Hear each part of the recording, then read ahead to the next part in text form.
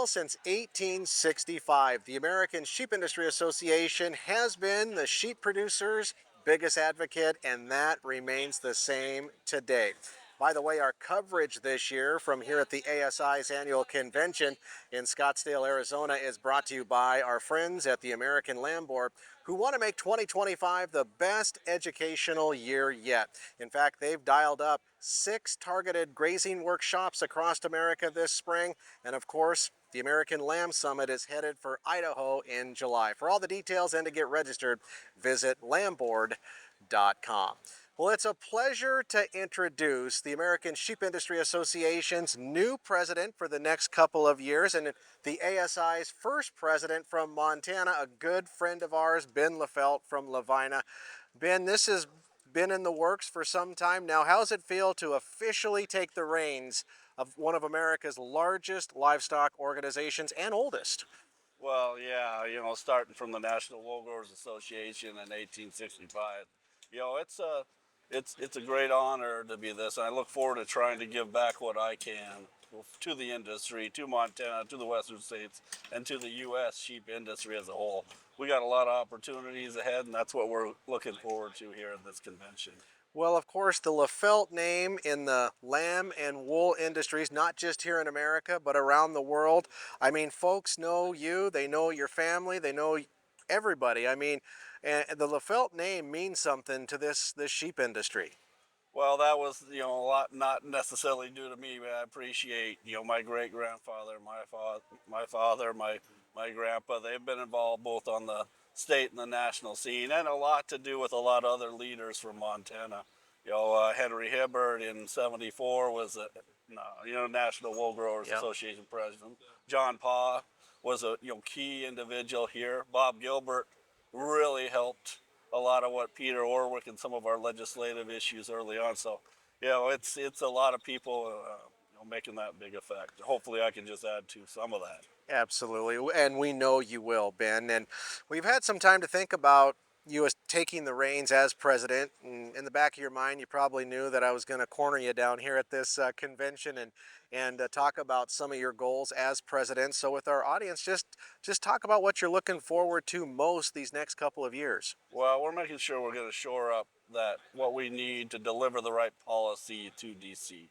So we have a fly-in coming probably around the end of March here that will get those leaders together, and making sure we have the funding to deliver the policy that's really important to the U.S. as a whole and to our western states is important, and making sure that funding is codified in the Farm Bill. So it's been awful frustrating that this Farm Bill just gets kicked around each time. So that's going to be a major focus as we move forward.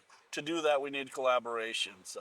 We just had a huge win in Denver with that slaughterhouse ban. We're going to continue to build on those collaborations. We want to say thank you to the NCBA folks, the pork producers, others that were involved in helping us, producers that put some money forward to really helping us there. They saw the effect of that collaboration. We want to say thank you. We want to build upon that for other issues.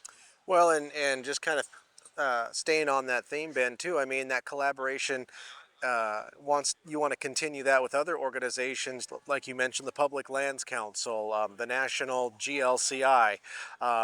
Those are two very important livestock organizations out there where ASI and them can work hand in hand. Yeah, we got some new ones. We got some old ones. You mentioned ALB before. They're doing a great job of putting some programs together for our meat and trying to focus on American lamb. But what can we do as a ASI to help there on the production side? Make sure we curb those numbers. The Solar Grazing Association is a new one that we've been working with that has a lot of potential across the U.S. Nat GLC, you mentioned, they're going to visit Washington, and there's a lamb chop dinner set up for Nick Martinez out in that country. We worked with that family a lot on bighorn sheep issues, and we used some guard dog money, some producer money from that. So all those things tie together, and that's what I'm going to really build upon and create those bonds. Well, last year you also had the opportunity to follow some young sheep producers down under to Australia. Talk about that trip and why it's significant, because to me, it seems like the sheep industry has kind of been re-energized by an influx of young people, which is excellent. Yeah, It's kind of little pretty evident at this convention. Didn't really know until we got here, but 90% or 90 different registers of our 500 are first timers. So along those lines, we mentioned it last night. We talked to them, both the Lamb Board and the American Sheep Industry, about the opportunities that we have. We'll have two of those individuals that went to Australia with us speaking, so they were able to interact with young producers from the UK, from Canada, from New Zealand and Australia on that trip. And that was really a lot of the take home, really getting that interactive bus tour social event with them. We learned a lot about what's going on over there, and I think it's important that we understand that, because we've got some of them joining us just about every convention here as well. So we're trying to build that through the global sheep producers and trying to utilize what we can from that. And one of those things is that young leader program. Yeah, it sure is. As we talk about the future of the sheep industry, including the lamb side and the wool side, I mean, how important is it? And this has been a big focus of yours too for these past few years, is making sure that we equip these sheep producers, no matter what their size of operation is and no matter where they call home, with the genetic power to make sure their flocks are exactly what they need to be to effectively compete in today's industry on both the meat side and the wool side. Yeah, there's a lot of things we can do in terms of that genetics. We see the potential when we went to Australia of how fast you can make those changes too.